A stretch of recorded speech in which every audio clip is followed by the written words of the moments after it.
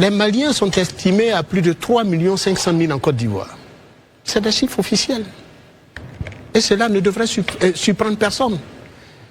Les Nigériens, ceux du Niger, pas du Nigeria, les Nigériens plutôt, ceux du Niger, pas du Nigeria, ceux du Niger sont estimés à 1 500 000 habitants, ici en Côte d'Ivoire.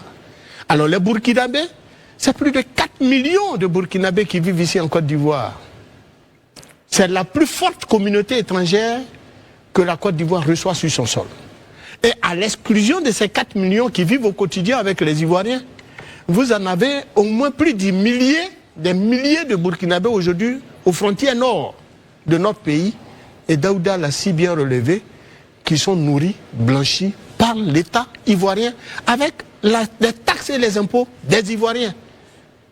Quand bien même beaucoup d'Ivoiriens dans nos campagnes, dans nos villes, continuent de crouler sous le poids de la misère, le gouvernement, malgré les réalités que vivent certains Ivoiriens sur leur propre sol, et dont le gouvernement a l'obligation de faire face, n'abandonne pas nos frères d'à côté, nos frères des pays de l'AES, qui sont en situation difficile, en acceptant de les accueillir à nos frontières.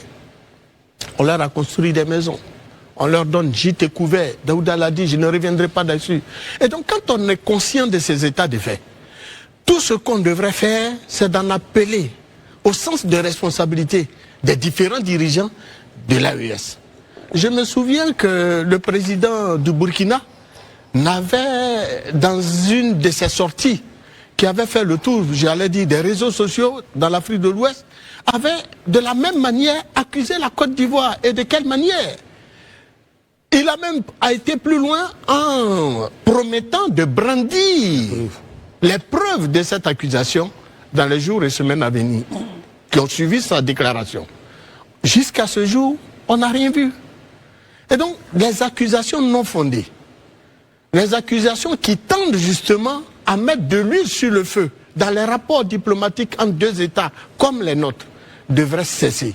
Le Burkina, le Mali, le Niger ont besoin de la Côte d'Ivoire pour sortir de leur situation.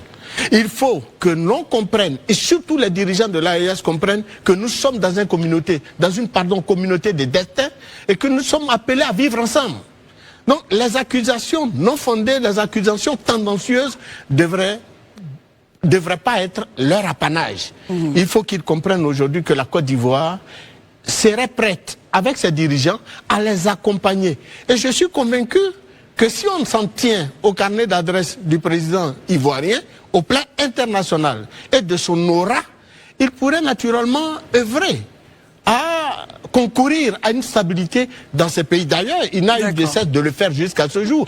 La Côte d'Ivoire apporte ce soutien. On n'a pas fermé les frontières avec ces pays qui viennent encore s'approvisionner chez nous, jusqu'à nos ports. Alors, je pense que quand on a regardé tout ça, il faut toujours créer les conditions d'une unité de destin, les conditions d'un rapport, j'allais dire, entre États, diplomatiquement parlant, des rapports non conflictuels, des rapports qui permettent aux différents États de l'Afrique de l'Ouest de converger leurs efforts pour sortir de la situation qui aujourd'hui n'est pas reluisante pour ces trois États en proie à des actes terroristes qui défigurent justement la vision politique de ces chefs d'État de l'AES.